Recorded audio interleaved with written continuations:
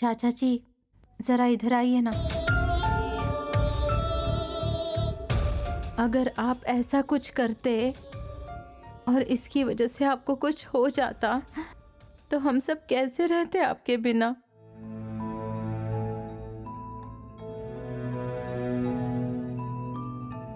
आप घर में सबसे बड़े हैं, आपको तो हम सभी को रास्ता दिखाना चाहिए। इसीलिए अगले बार से ऐसा कुछ भी मत कीजिएगा चाचा जी। पूरा परिवार आप पर भरोसा करता है।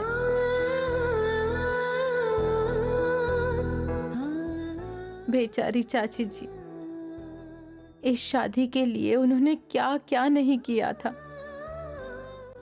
उनके दिल को कितना दुख हुआ होगा। जब हम सोच रहे थे कि तुम्हें क्या हुआ है, तब तुम हम सबके बारे में चिंता कर रही थी। इसलिए कहते हैं कि तुम एक देवी की बेटी हो। जब आप सब लोग मेरे साथ हो तो मुझे क्या हो सकता है मुथु जी। आप हैं, चाचा जी, माँ, श्याम भैया, इतने सारे लोग हैं मेरे साथ, तो मुझे कुछ हो सकता है क्या। मैं हमेशा चामुंडा देवी से यही प्रार्थना करती हूँ कि हमारा परिवार हमेशा खुश रहे। जो माँ हम सबकी रक्षा करती है, वो सिर्फ तुम्हें ही इतना दुख क्यों दे रही है? आपने ही तो कहा था मुथु जी कि मैं देवी की बेटी हूँ। उस देवी को शायद अपनी बेटी को छोड़ना मुश्किल लग रहा है, इसीलिए वो जल्दी मुझे वापस ले जाना चाहती है। बेली, ऐसा मत कहो बेली। हम तुम्हें इतनी आसानी से जाने नहीं देंगे, चाहे भगवान ही क्यों ना आ जाए। तुम्हें जल्दी ठीक होना है बेली। तुम ठीक होगी तभी हम सब ठीक रह पाएंगे। अब तुम्हें आराम करना चाहिए। कुछ मत सोचो, बस शांति से सो जाओ। बेली, बेली, तुम कैसी हो बेली? ठीक हो ना? समय हो गया है, चलो बाहर जाइए। हम 1 मिनट बात करके निकल जाएंगे। उनकी माँ यहाँ है ना, आप लोग जाइए।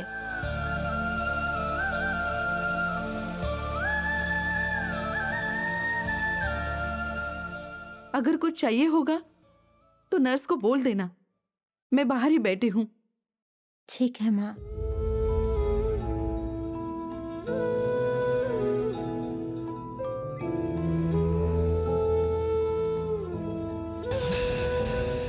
मुत्तू, तुमसे एक जरूरी बात करनी थी। क्या काम के सिलसिले में क्या?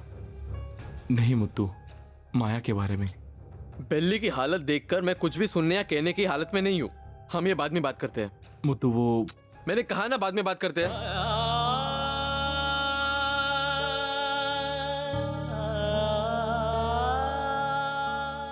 अरे भाई, क्या हुआ? मैंने कहा ना, वो सुनने की हालत में नहीं है। एक काम करो, जिस पेनड्राइव में सबूत है उसे संभाल कर ठीक रखो। है। मैं सोच कर बता दो कि आगे क्या करना है। ठीक है? हाँ, सावधान रहना। ठीक है, चलो बाहर निकलो। निकलते हैं। ठीक है?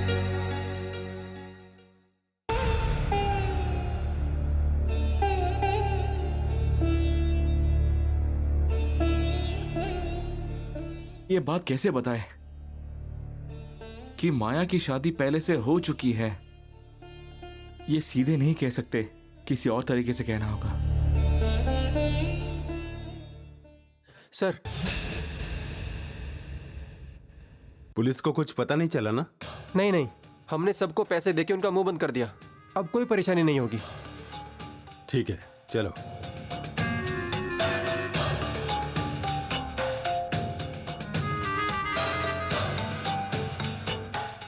अगर तुम इतनी अकलमंदी से शादी करना सोच सकती हो, एक छोटा सा फोन ना मुत्थू को नहीं कर सकता था क्या? एक काम करो, अपना फोन ऑन करो, उसमें एक वीडियो आया होगा। फिर नीचे जाकर सबके सामने बोल देना कि तुम्हें शादी नहीं करनी है। अगर ये वीडियो मुत्तू के फोन में चला गया तो मुत्तू शादी रोक देगा। बहुत ही आसान है। रास्ता कोई भी हो, मुझे ये शादी रुकवानी है। तुम रुकवाओ या मुत्तू रोके, फर्क नहीं पड़ता।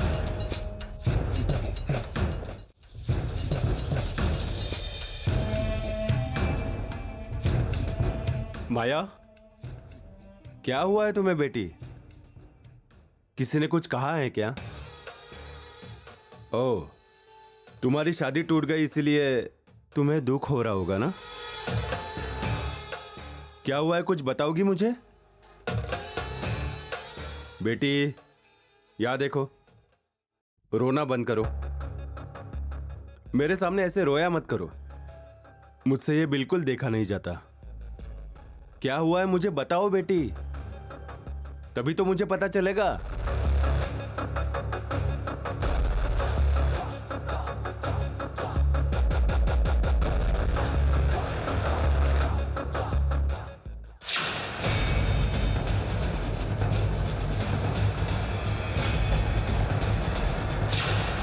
बेटी, इतना सब होने के बाद भी तुमने मुझे क्यों नहीं बताया?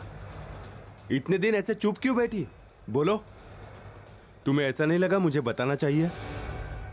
बताना तो चाहती थी पापा, लेकिन ये मेरी ही गलती थी। मैंने सोचा इसे मैं खुद ही सुधार लूं। लेकिन गोपी ने मुझे पूरी तरह धोखा दे दिया। उसने जो शादी का सर्टिफिकेट दिया था वो भी नकली था पापा। मैंने बहुत कोशिश की कि ये बात मुत्तू जी तक नहीं पहुंचनी चाहिए, लेकिन उसने कहा अगर ये शादी हुई तो वो सारी बातें मुत्तू जी को बता देगा। मुझे बहुत डर लगने लगा पापा। मुत्तू जी से शादी आज नहीं तो कल हो सकती है, लेकिन एक गुंडे से ऐसा धोखा मिलेगा ये नहीं सोचा था। दिल को बहुत तकलीफ हो रही है पापा। मेरी जान भी चली जाए तो चलेगा, पर उसे मैं ऐसे ही नहीं छोड़ूंगी। उसे मैं बिल्कुल नहीं छोड़ूंगी। माया, तुम मेरी बेटी हो।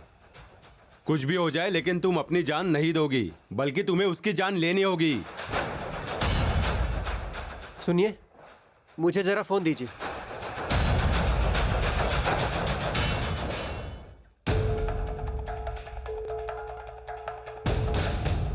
अरे, मैंने इस आदमी को कहीं देखा है। नहीं, इसका चेहरा तो पूरी तरह से ढका हुआ है, फिर भी आप कैसे कह सकते कि आपने इसे देखा है? उसके हाथ पे जो निशान है ये कोई और नहीं है। इसी चौराहे के पास चाय की दुकान पे हमेशा सिगरेट पीता रहता है। मैंने उससे माचिस भी मांगी थी।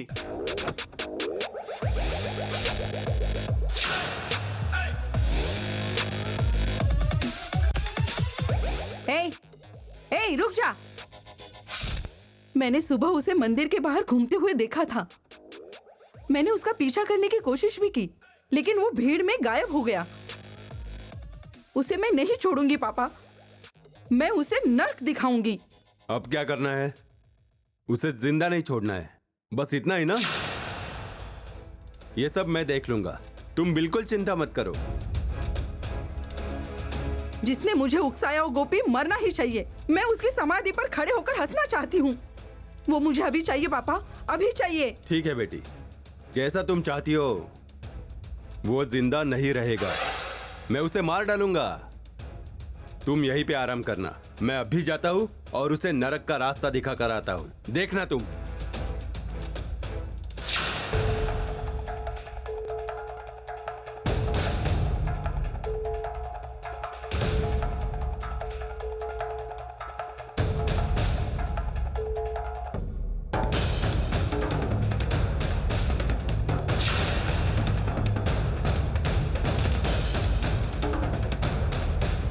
सुनिए, माचिस होगी क्या आपके पास?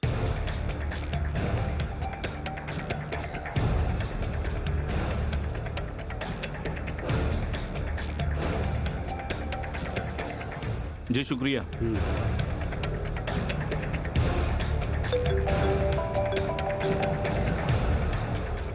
जी हेलो, जैसे आपने कहा था ना, वैसे उसके हाथ पर निशान है। तुम उसके पीछे ही रहना, मैं आता हूँ। हाँ ठीक है, मैं समझ गया।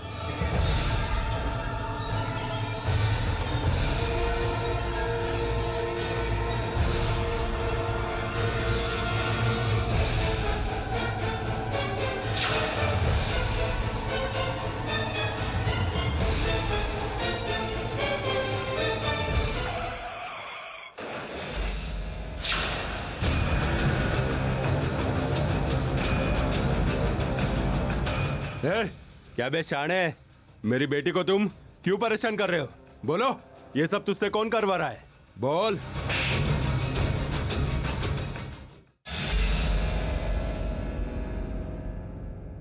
लगता है ये तो मर गया है। ठीक है, इसकी जेब में देखो कुछ मिलता है क्या।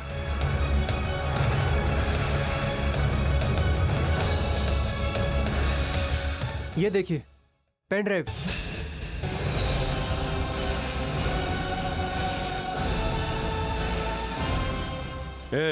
इसे यही छोड़ दो और कोई भी आने से पहले यहाँ से निकल जाओ। किसी ने देख लिया तो समझेंगे एक्सीडेंट हुआ है। चलो निकलो। चलो रे।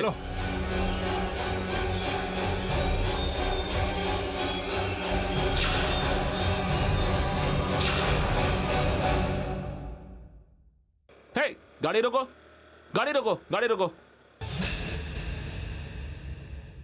हटो हटो। रमेश, रमेश, हे रमेश, रमेश, रमेश, क्या हुआ रमेश? रमेश! उठना रमेश। इसे हो क्या गया है? अरे बोलना यार। एम्बुलेंस को फोन करो।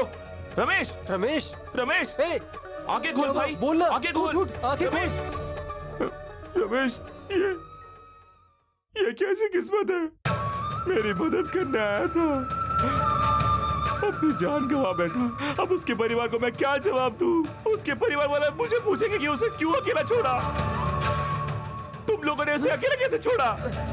समझ गया, ये सब माया की वजह से हुआ है। अब वो सबकी जान के पीछे पड़ गई है। उसे पता चल गया था कि इसके पास सबूत है, इसलिए इसे मार डाला, इसे मार डाला। माया, मैं तुम्हें नहीं छोड़ूंगा। अगर तुम्हारे गुनाहों की सजा नहीं दिलवाई तो मेरे रमेश की आत्मा को शांति नहीं मिलेगी। मैं तुम्हें सजा दिलवा के रहूंगा। इस जन्म में मैं तुम्हें नरक क्या होता है वो दिखाऊंगा। तभी मेरे रमेश की आत्मा को शांति मिलेगी। आज जो कुछ हुआ वो नहीं होना चाहिए था। नीलंबरी जी से क्या तुमने या माया ने बात की? जो मंदिर में हुआ उस वजह से मुझे ऐसे लग रहा है कि उन्हें बहुत दुख हुआ होगा। नहीं, ऐसा नहीं है। सुबह जो कुछ भी हुआ उसकी वजह से छोटी माँ से बात करने का मौका नहीं मिला। मैं जाकर उनसे बात करता हूँ। अच्छा ये बताइए, छोटी माँ कहाँ है?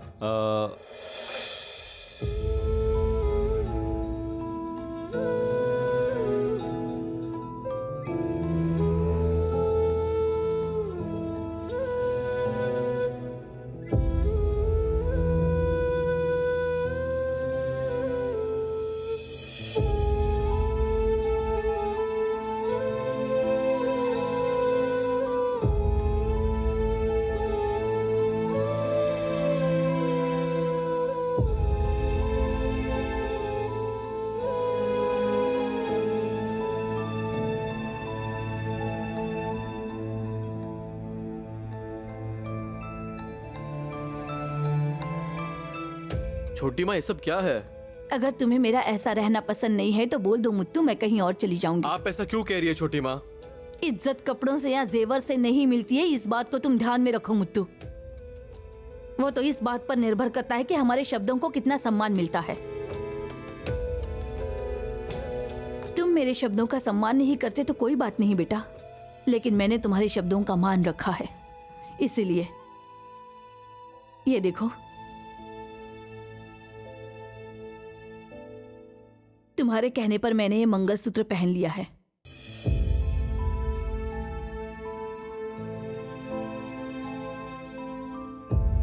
किसने कहा आपकी बातों की कोई कीमत नहीं है छोटी माँ? सबूत मेरी आंखों के सामने है तो मुझे किसी को पूछने की जरूरत नहीं है मुत्तू।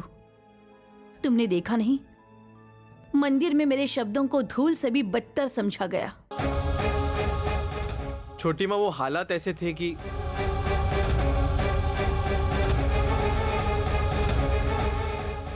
रिश्तों की सच्चाई तब पता चलती है जब परिस्थिति कठिन होती है। ऐसे समय या परिस्थिति में कोई मदद की जगह मुंह फेर ले तो उस व्यक्ति और उस रिश्ते की कोई कीमत नहीं होती मुत्तू। अब तो इस घर में मैं किस पर भरोसा करूं, किस पर ना करूं, कुछ समझ में नहीं आता। एक तरफ पुष्पा अपनी बेटी की शादी नहीं हुई इसलिए परेशान है, और दूसरी तरफ उस बलराम के परिवार वाले संपत्ति को लेकर झगड़ रहे हैं। इन दोनों ने मिलकर हमें ही निशाना बना लिया है। नहीं छोटी माँ, आप जो कुछ भी हुआ उसको गलत समझ रही है। मैं बिल्कुल सही समझ रही हूँ मुत्तू। इतने दिनों तक जो लोग इस घर की तरफ कदम रखने से भी डरते थे, वो आज इतनी आसानी से घर के अंदर कैसे पहुंच गए मुत्तू?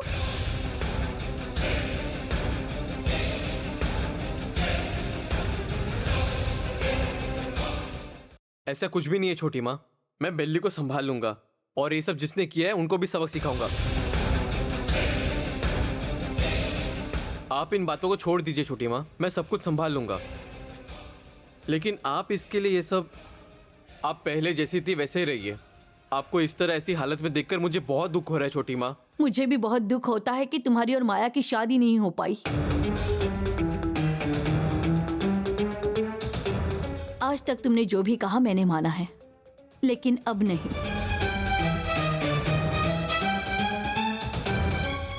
पहले जैसे मैं फिर से हंसूंगी जरूर, लेकिन अभी नहीं।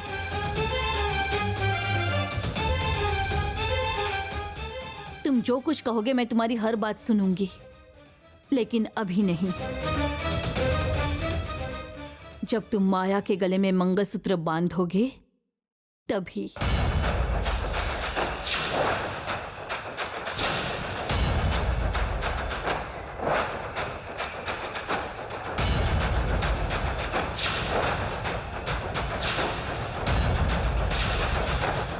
अगर मुझे पहले जैसा देखना चाहते हो तो माया के गले में मंगलसूत्र बांधने के बाद ही देख पाओगे। तब तक मैं खुद को ऐसे ही सजा देती रहूंगी मुत्तू।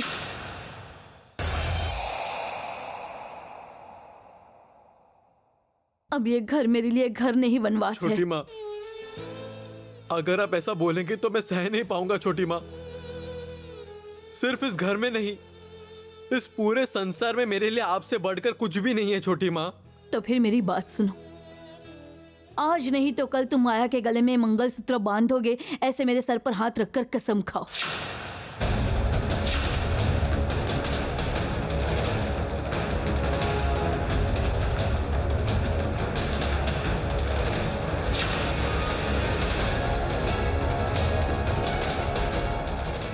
मुत्तू जी, ऐसा मत कीजिए मुत्तू जी। आप कसम मत खाइए मुत्तू जी। ये सब लोग आपको मारने की कोशिश कर रहे हैं मुत्तू जी। ठीक है छोटी माँ, मैं आपके सर की कसम खाता हूँ।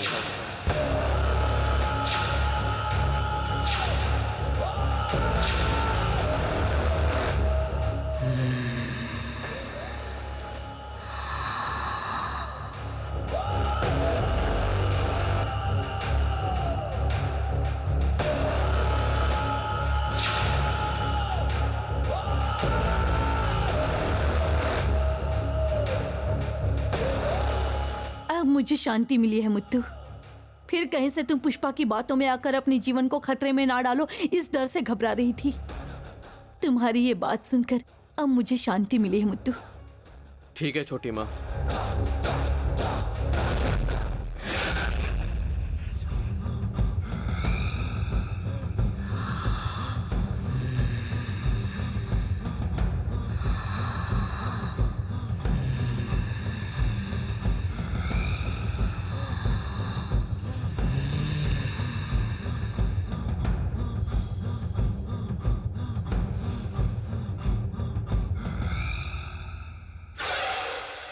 नीलांबरी जी, आपने उस दिन जो कहा और आज जो कर रही हो, जब तक माया के गले में मंगलसूत्र नहीं बांधा जाएगा तब तक मैं भी अपने गले में मंगलसूत्र नहीं बांधूंगी, ऐसा कहा था। लेकिन अब तुम ही सब कुछ उल्टा कर रही हो। इतने सालों में मुत्तू ने कभी मेरे खिलाफ एक शब्द भी नहीं कहा था, लेकिन आज मंदिर में उसने मेरे खिलाफ ही बोल दिया। इसलिए अब हमें बहुत सतर्कता से कदम उठाना पड़ेगा। अब हमें ही उसके रास्ते में जाकर अपना काम निकालना पड़ेगा। उसने मेरे सिर पर हाथ रखकर कसम खाई है, चाहे कुछ भी हो जाए वो अपनी बातों से पीछे नहीं हटेगा। अब उस बेल्ली से हमें कोई परेशानी नहीं होगी, क्योंकि अब हमारा रास्ता साफ है।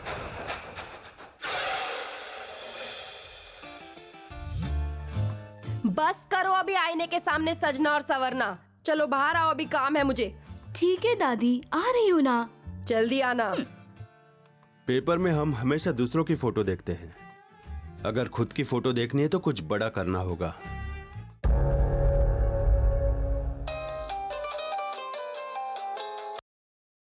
हेलो। हाँ ठीक है, मैं अभी आता हूँ।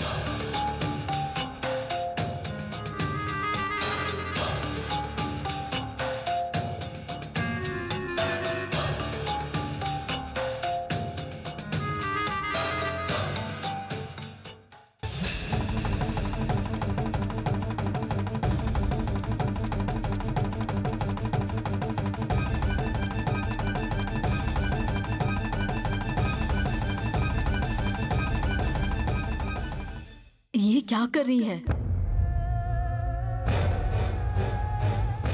अगर ये बात इसके घर में बताई जाए तो इस शादी को रोकने में मदद हो सकती है।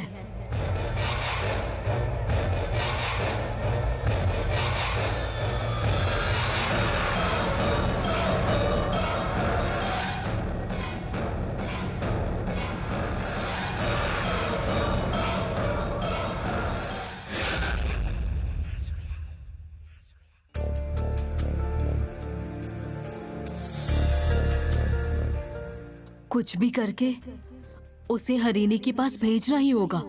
अब मैं क्या करूं?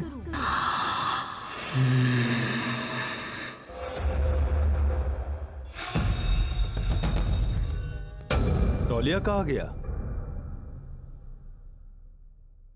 वहां फेंका था तौलिया।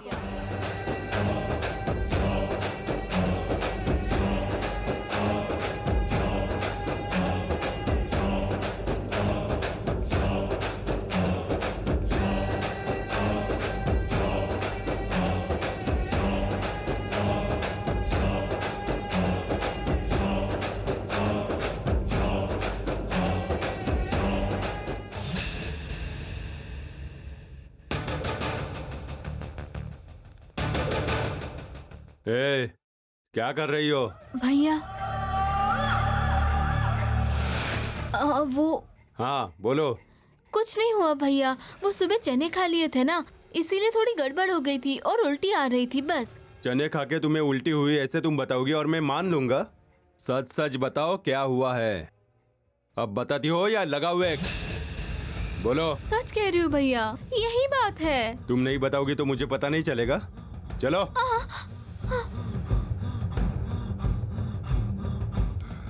जैसा मैंने सोचा था वैसा हो ही गया, और अब मैं देखती हूँ कि उस घर में कैसे शादी होती है।